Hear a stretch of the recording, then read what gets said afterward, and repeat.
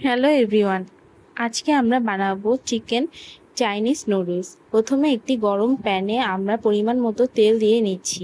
তেলটি গরম হলে সেখানে আমরা আদা ও রসুন কুচি দিয়ে ভালোভাবে নাড়িয়ে নিব এবং এরপর আমরা দিয়ে নিব কেটে রাখা মুরগির বুকের মাংস।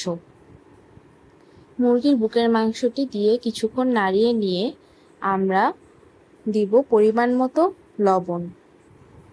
এখন লবণ দেওয়ার পর কিছুক্ষণ আমরা মাংসটিকে ভালোভাবে নাড়িয়ে এরপর আমরা দিব সয়া সস। এখানে আমি 2 টিস্পুন সয়া সস দিয়েছি। আপনারা চাইলে আপনাদের স্বাদ মতো সয়া সস দিয়ে নিতে পারেন।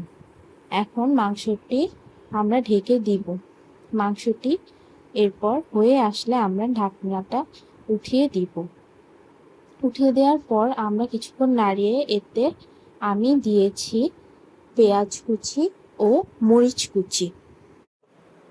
পেঁয়াজ ও মরিচ কুচি দেওয়ার পর ভালোভাবে নেড়ে নিয়ে আমরা কেটে রাখা গাজর এখানে দিয়ে দিচ্ছি। কেটে রাখা গাজর এতে দেওয়ার পর আমরা প্যানটি ঢাকনা দিয়ে ঢেকে দিচ্ছি। গাজরটি নরম হয়ে আসলে আমরা প্যানের ঢাকনাটি খুলে কিছুক্ষণ আমরা আবার নাড়াবো এবং এতে আমি অ্যাড করে দিচ্ছি মাশরুম। পরবর্তীতে আমরা এখানে দিচ্ছি 3 রকমের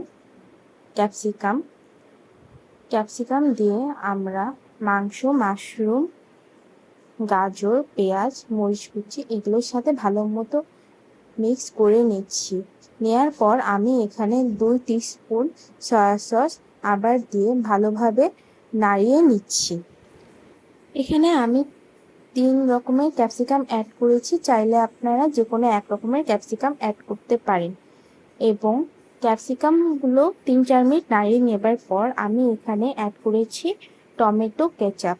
টমেটো কেচাপটি অ্যাড করার পর আমি এটি ভালোভাবে নাড়িয়ে চাড়িয়ে মিশিয়ে নিচ্ছি সব কিছুর সাথে। টমেটো কেচাপ ভালোভাবে মিশিয়ে নেবার পর আমি এখানে দিয়ে নিচ্ছি 1 টিস্পুন চিনি এবং এরপর আবার ভালোভাবে নাড়িয়ে নিচ্ছি।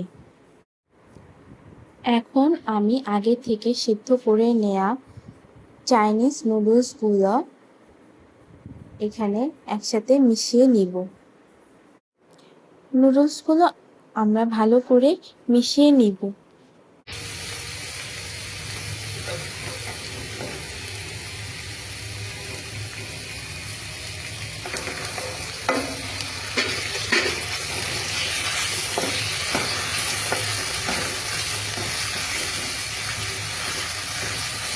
নুডলসগুলো আমি ভালোভাবে মিক্স করে নিয়েছি।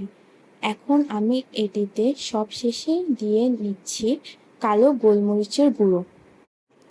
কালো গোলমরিচের গুঁড়ো দেওয়া শেষ হলে আমরা এটি ভালোভাবে নাড়িয়ে নিব। এই তো হয়ে গেল আমাদের চিকেন চাইনিজ নুডলস। এখন আমি একটি সার্ভিং ডিশে এই নুডলসগুলো সার্ভ করে দিচ্ছি।